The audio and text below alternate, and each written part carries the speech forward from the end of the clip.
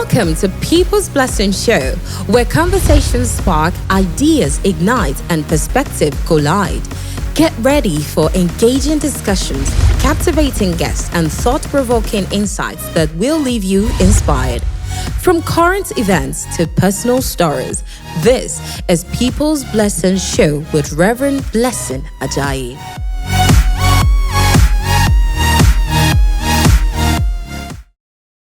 Hello, welcome to People Blessing Show.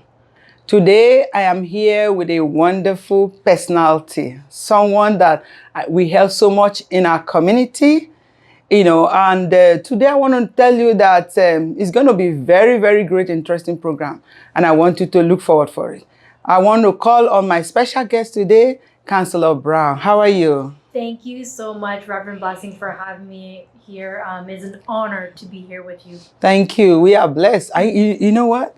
I know we've been longing for some time now to have you on the studio, but your time is really very tight, And that reminds me how wonderful you guys are working in the community. But I mean, you guys, the councilors, including the mayor and the people working so much to make our community a better place. What about that? Yeah, I think this council, it's only been a year and a half since I've been a councilor, but it's great working with our Mayor, Patrick Brown, and our councilors. We work together, making sure that we can do the best for our community and City of Brampton as a whole. I see. I think one of the interesting things I see in the City of Brampton is the collaboration, the working together. Mm-hmm. They have a very strong bond. The city councilors are working very well, and I'm really proud of you guys. So today we're going to look into your journey as a person, young woman, beautiful, that is growing very fast in the community. And also, you are actually covering our riding. That is the constituency of Ward 2 and 6. Wow. That's why I love you so much, And I want you to be proud of us because this is your riding. So how has it been since you came into the office? Thank you, Reverend Blessing, for that question. I think, this is a very interesting question because not a lot of people know about me and where I came from. So the last 12 years, I've been working as a respiratory therapist, as a healthcare worker. So before I even went into politics, I was working at the hospital, working with COVID patients especially. And during COVID, I saw that it was getting really hard to treat patients, to see there's so many patients coming in, and we were leaning on one another, my colleagues and I found I wanted to make that difference. And that's when I had decided I wanted to go into politics to make that change. But of course I had to let my family know, and my dad was very scared. I know. My dad was very scared. He's like, Navjit, how are you going to go into politics? You've been in healthcare your whole life. You have no political background. And I told my dad that, people who've worked on the ground, they worked in the community, we know how it is. And I think that's a different aspect to bring to politics. And I think that's a community sense of well-being that we need to bring into politics so we can make that change. And for a while, my dad he wasn't comfortable with me going into politics, seeing that I was not a talkative person, but he didn't see me as a vocal person that would be able to be that strong. He knew me as his child, and he wanted to really protect me. And I told my dad that, what? We have to make that difference. If I don't make a difference, then who will? That's and it. I think, and then slowly my dad came around and my mom was on board, and they do really support me in running for politics. But I think it's just like any parent, they're scared to send their child in politics. To the public. And I think that's what we want to make that change in. So, yeah, exactly. As I started door knocking, I would go door to door. Wow. And I think that was a challenge by itself because a woman of color going to a door, a lot of people would not open the door for me, or they would say, why would I vote for you if you look like that? Or how do we know if you could speak English? And I think we had to break down those systemic barriers that doesn't matter what you look like, what religion you are from, if you are educated, you're smart, you want to make that change, you can do anything. So I remember door knocking with my husband. I have 3 little children also. So right now they're 8 years old, 6-year-old, and 2-year-old. Wow. But they were younger back then, and I remember the challenge of people asking me, how can a mom run for politics? What would you do? Where would you leave your children? I know. If you were to be a counselor. And I think no one would ever ask a male counselor that. So that was very challenging for me. I did have my ups and downs, but we broke through those barriers, and I was elected as a regional counselor, which I'm so proud. I want to thank all of our residents for making that change for me. Yeah. And it was history where I was the first Sikh woman wearing the star to be ever elected in Canada. Oh, wow. Yeah. So that was one of the challenges I did have when door knocking. But I think we are paving the path for more women of color to be in politics. Exactly. And more women who, you don't have to be a political background. You can be a teacher, you can be a social worker, you can do anything you want to become, but have that social background. I think it's very helpful. I think that's why I want to come in too, because you know, you don't have any political experience, but yet you came in and you knock it on the head, right? And then you're very comfortable in doing what you love to do, and I'm really proud of you for that. And then why going into the city hall?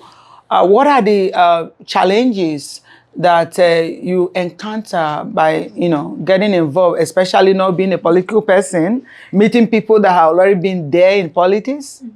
No, that's a great question. I remember the first 6 months or the year, there were a lot of challenges. I remember going into events with my male colleagues, and I wouldn't get the attention just because I was a woman of color.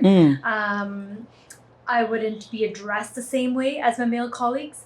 And I think I would come home some days and go to my husband like, I'm like, maybe I'm not supposed to be here. I'm like, I don't feel that I'm inclusive, right? So, and then I started, my husband told me, he's like, you know what? You have to make that change. You have to continue going. And I remember him telling me that. So I continued going to these events, still feeling a little bit down. But then I would see women coming up to me and saying, you are doing great, Councilor Brar. And I think that encouragement coming from a lot of women has made me stronger.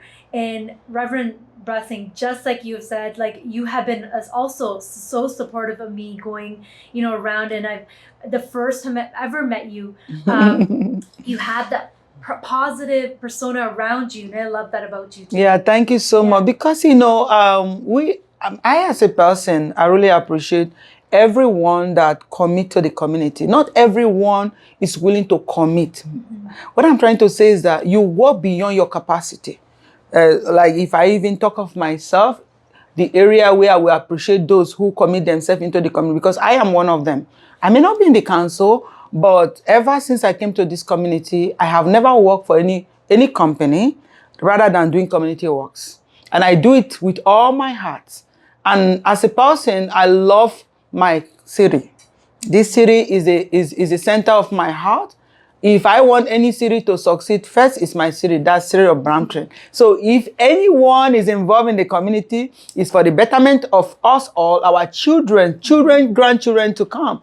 So thank you very much on that. And then I want to know more about the accomplishments. What are the things that when you came in, what are the things that you see that you need to be changed? Of course, that's one of the aim of coming in. You must have a goal, a specific thing that you don't like the way it is in the city, which we all know. But tell me your focus. Yeah, I think, you know, when we talk about community, I think when we were door knocking, the top 3 things that came at the door was community safety. Okay. Improving our parks, making sure we have more jobs for our residents, and, you know, just making the betterment of our community as a whole. And as we know, during council, we have made traffic calming measures where we had speed bumps or speed cushions where we deal with community safety. And I think that's a big, important aspect of how as council is driving everything. So community safety has been a big thing. Our neighborhood association guide is for neighborhoods to be part of the city, to sign up and be involved with your neighbors and be involved in the city. I'm actually vice chair of community services, our parks and recreation. So you'll look across the city, look at our parks are beautiful. And I think continue making sure the city becomes more beautiful is important. Thank you so much. That reminds me, I want to know, like you just said that you're part of the park association, meaning that in the city council, they delegated some individuals to some certain responsibility, right? Like I know that we talk about safety, and also I want to come to asking about the health care. You know, many times I've heard that there's a lot of queue in the health system of waiting before they get to go in for treatment. I don't know. Tell me about that. What are the measures that has been taken to look into that? That's a great question. So the passion for my healthcare is the reason I came into politics and making that change, because I knew we needed another hospital. Just like you said, that patients are waiting a long time in these facilities. So making sure we have more healthcare services is very, very important. So I'm vice chair of the Health Systems Integration Committee, and then also chair of health at the Region of Peel. So where we are making sure we're getting our second hospital is very important. And we have the TMU, which is the first medical school in Brampton. Okay, before we continue, I just want us to go on break. Viewers, just stay tuned. We'll be back. Thank you. This is People's Blessing Show with Reverend Blessing Ajayi.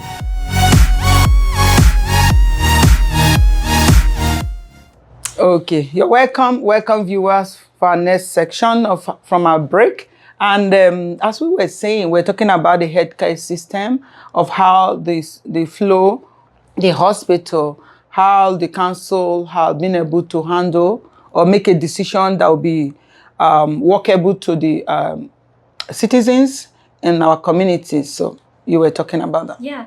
So healthcare is at the provincial jurisdiction, but at the city we can advocate for more healthcare. So making sure that we get that second hospital is very important. So the city has been advocating for that second hospital, and we're proud to say that we're going to be getting our second hospital. And just like I was talking about, having the first medical school in Brampton. Wow, that's amazing. Great. When is that going to be? So September 2024. It will be having the first cohort of students coming into that school. Okay. So it's amazing news for Brampton. So kids who study in Brampton will be going to a medical school in Brampton and practicing in Brampton. So when we talk about equity, inclusion, they'll be treating the patients that they'll be studying in.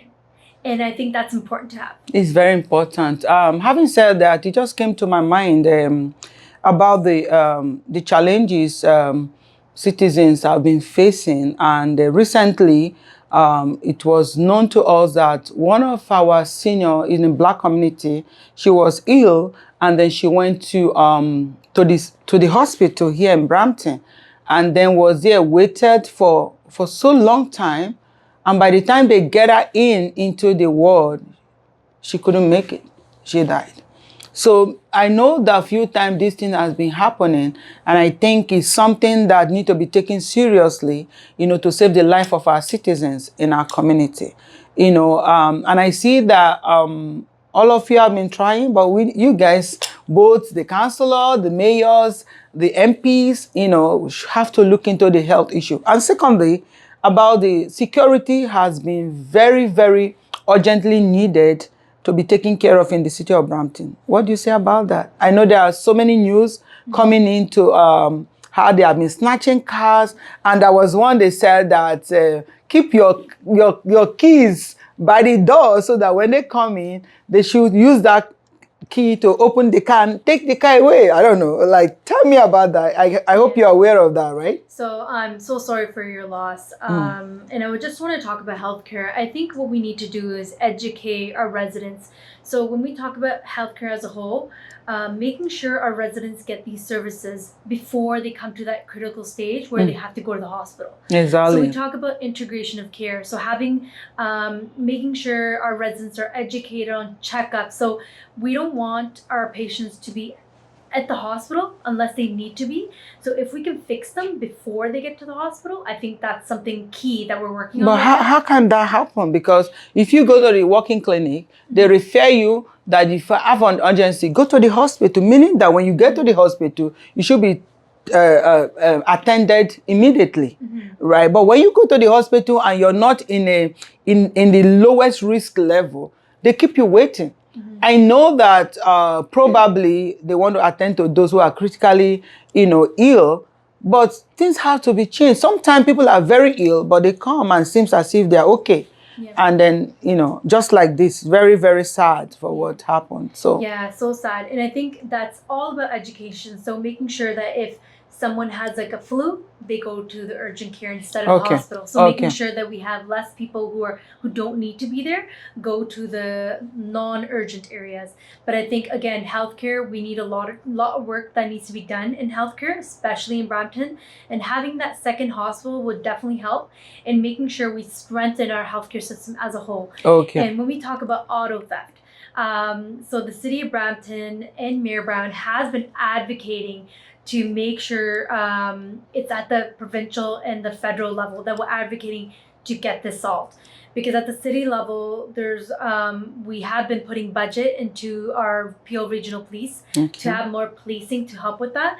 But at the end of the day, it's the ports at the Canadian border that need to be strengthened. Exactly. And I know Mayor Brown has been in council has been pushing, and I know we've been getting a lot of positive feedback from both the provincial and the federal government. Yeah, I see recently, there is a kind of remedy to see that they control the system. We can see everything. This is very interesting. I guess you're going to come back for this interview because we have a lot. We have not even touched our riding, what is happening, which is one of my interests. Well, today I just want to appreciate you. But before you go, I would like you to tell our viewers what you wanted to take home today, because having you on the studio is a special thing for us today. I want you to talk to us viewers what you want them to take home today. I think my biggest message, especially for our youth, is believe in yourself. Never give up on yourself. Doesn't matter what race, religion you're from. If you want to do something, do it with all your heart. And just know that I'm also here to help you, and never just give up. That's the biggest thing. Yeah. That's awesome. Thank you so much, Councilor Brar. You make us proud, and we're looking forward for great things that is coming forth in our city, in our community. Thank you so much for coming. God bless you. Thank you for having me. Yeah. This is People's Blessing Show with Reverend Blessing Ajayi.